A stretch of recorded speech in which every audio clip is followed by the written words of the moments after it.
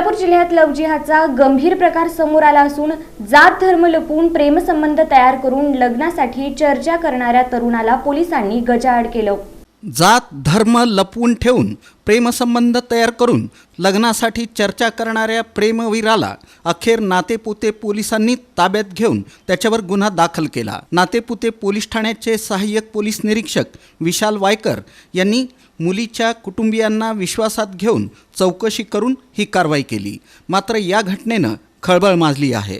पुण्यातील खाजगी कंपनीत काम करणारी नातेपुते येथील युवती वय 25 ही पुण्यातील एका कंपनीत काम करणारा दक्ष केशव वैद्य राहणार उमरे तालुका राहुरी जिल्हा अहिल्यानगर सध्या राहणार बाणेर पाषाण लिंक रोड पुणे असं नाव धारण करून आधार कार्ड आणि पॅन कार्ड बनवून पुण्यात वावरणारा आणि स्वतःला ब्राह्मण भासवणारा प्रत्यक्षात इक्बाल शेख राहणार टाकळी मिया तालुका राहुरी असं असणाऱ्या तरुणानं सप्टेंबर 2025 पासून संबंधित मुलीशी ओळख वाढवून मैत्री केली। त्यानंतर मैत्रीचं रूपांतर प्रेमात केलं। मुलीच्या आईवडिलांशी आणि आत्याशी बोलणं चालू ठेवलं।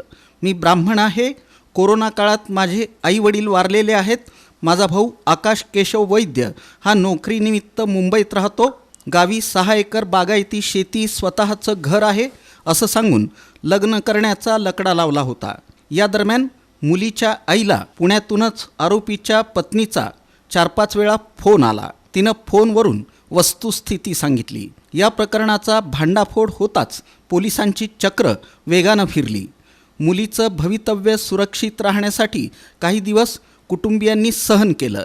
यानंतर नातेपुते पोलीस ठाण्यात पोलीस अधिकारी विशाल वायकर यांना संपूर्ण कुटुंब जाऊन भेटलं। पोलीस खात्यानं त्याला 10 मार्च रोजी ताब्यात घेतलं। 11 तारखेला त्याला पोलीस कोठडी सुनावण्यात आली।